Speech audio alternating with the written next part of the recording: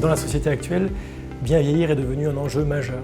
Si la moitié de la population va avoir un vieillissement robuste, un vieillissement usuel, sans incapacité, pour 40% d'entre elles, le vieillissement va se faire avec fragilité. Cette fragilité est encore insuffisamment prise en compte par les pouvoirs publics, les professionnels et tous les acteurs intervenant auprès des personnes âgées à domicile.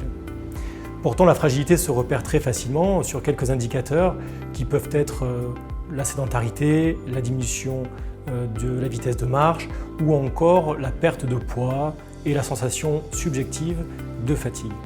Le risque dû à cette fragilité est la perte d'autonomie qui mène à la dépendance. Pour 10% de la population, la fin de vie va se faire en institution ou en hospitalisation. Les masseurs-kinésithérapeutes ont un rôle prépondérant dans le dépistage, le diagnostic de cette fragilité et dans la prévention du risque de dépendance. L'URPS, qui s'occupe de l'offre de soins, met en avant cette semaine donc, la prévention du risque de chute, qui est la fragilité, par la semaine Prévenchute.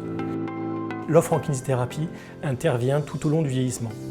En amont de la fragilité, les actions de prévention sont menées avec l'évaluation des capacités physiques et fonctionnelles des citoyens et aussi de la promotion du bilan diagnostic en activité physique adaptée pour mettre en place la juste activité physique adaptée qui permettra de bien vieillir.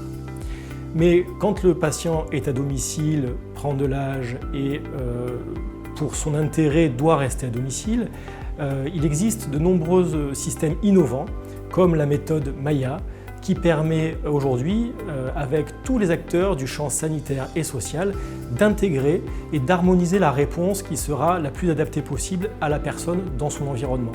L'objet est vraiment de décloisonner et de construire ensemble la juste réponse pour le patient. Vous pouvez retrouver toutes nos actions qui sont développées pour bien vieillir sur le site de l'URPS Occitanie.